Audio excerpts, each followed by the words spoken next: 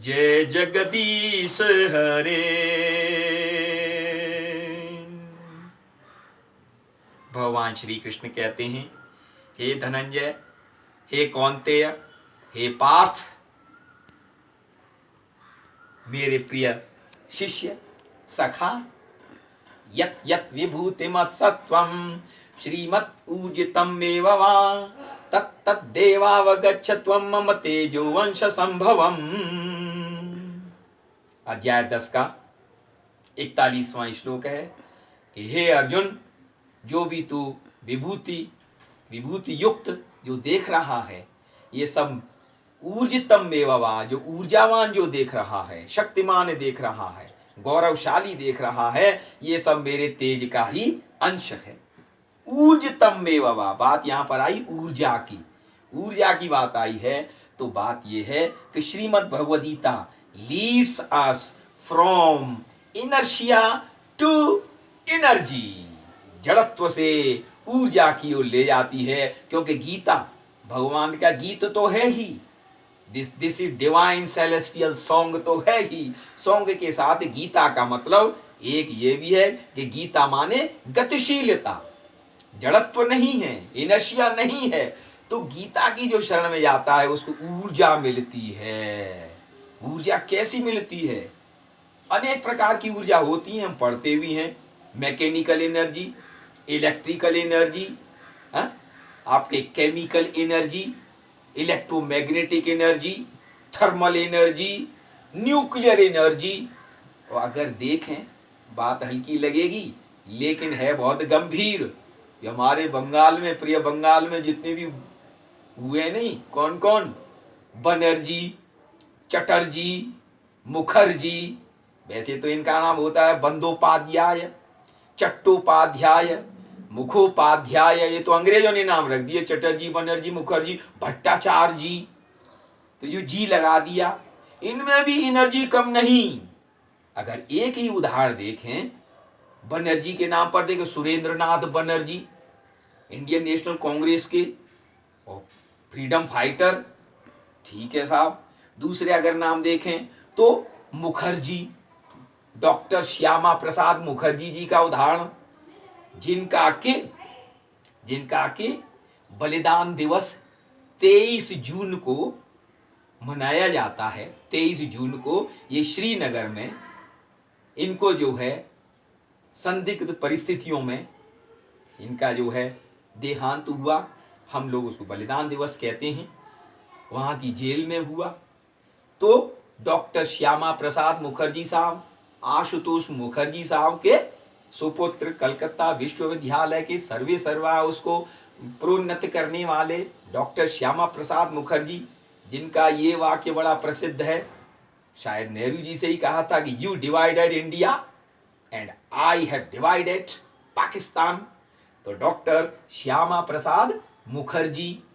और एक और जिनको चटर्जी कहें या चट्टोपाध्याय कहें, तो चट्टोपाध्याय जी बंकिम चंद्र चटर्जी, जिनका आगे आज जन्म दिवस है, हैप्पी बर्थडे जिसको अंग्रेजी में कह दो। इनका जन्म दिवस आज 27 जून 1838 को हुआ था। अच्छा, इनका उपन्यास ये बहुत ही प्रसिद्धि प्राप्त हुआ। अनेक अच्छे अच्छे उपन्यास लिखे, लेकिन भारतीय स्वतंत्रता संग्राम में जो चिंगारी जो फूंकी, जो मानसिक ऊर्जा दी, फ्रीडम फाइटर्स को जो ऊर्जा दी, सन्यासियों के माध्यम से दी, गीता माता का अनुसरण करते हुए इसका जो लेखन किया गया, जिस उद्देश्य की पूर्ति के लिए, स्वतंत्रता संग्राम के लिए सन्यासियों को प्रेरित किया, सन्यासियों ने फिर संतान व्रतधारियों को जो प्रेरित किया, ऊर्जा दी, वो हैं हमारे बंकिम चंद्र चटर्जी। तो इसी उपन्यास में से हम थोड़ा बहुत अंश लेते हैं। वैसे तो जो राष्ट्रगीत है कौन सा, वंदे मातरम सुजलाम सुफलाम मलयज शीतलां शस्य श्यामलां मातरं वन्दे मातरम्। शुभ्रज्योत्स्ना पुलकितयामिनीं फुल्लकुसुमित द्रुमदलशोभिनीं सुहासिनीं